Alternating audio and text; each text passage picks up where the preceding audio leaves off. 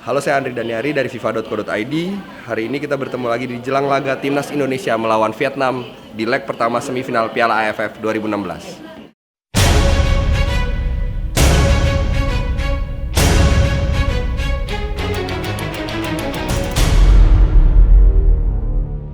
Sebelum masuk ke dalam analisa dan prediksi, ada baiknya kita lihat statistik antara kedua negara dalam beberapa tahun belakangan. Indonesia sudah 22 pertandingan bertemu dengan Vietnam. Indonesia menang 8 kali, main imbang 9 kali, Vietnam menang 5 kali. Dari pertemuan tersebut, Indonesia cetak 29 gol, sementara Vietnam mencetak 27 gol. Kemenangan terbesar pada 2004 saat menang 3-0 di Piala AFF.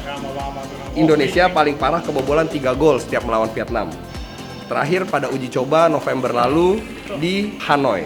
Hasil imbang terakhir 2-2 saat laga uji coba di Indonesia akhir Oktober 2016 kemarin di Maguwo Harjo. Di Piala AFF, Indonesia 6 kali melawan Vietnam. Menang 2 kali, imbang 3 kali, kalah 1 kali. Indonesia terakhir kali menang di Piala AFF pada 2004 berkat gol Mauli Lesi, Buah Salosa, dan Ilham Jayakusuma. Kalau melihat dari analisa dan statistik tersebut, kita bisa tahu kalau Indonesia dan Vietnam ini punya sejarah yang panjang. Dari catatan sejarah, Indonesia sebenarnya masih unggul atas Vietnam. Tetapi perlu diingat, Indonesia tidak pernah menang dalam 12 tahun terakhir dan prestasi terbaiknya cuma hasil imbang. Selain itu, Vietnam selalu berhasil mencetak gol dalam 4 pertemuan di semua ajang. Ini tentu menjadi catatan khusus buat lini pertahanan Indonesia di pertandingan leg pertama nanti. Lalu siapa pemain yang harus diwaspadai? Ada Nguyen Van Cuyet. Pemain bernomor punggung 10 ini sudah menjadi andalan Vietnam walaupun umurnya masih 25 tahun.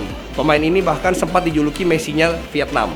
Di Piala AFF ini, Van Cuyet sudah mencetak 1 gol dan selalu menjadi pemain utama Vietnam.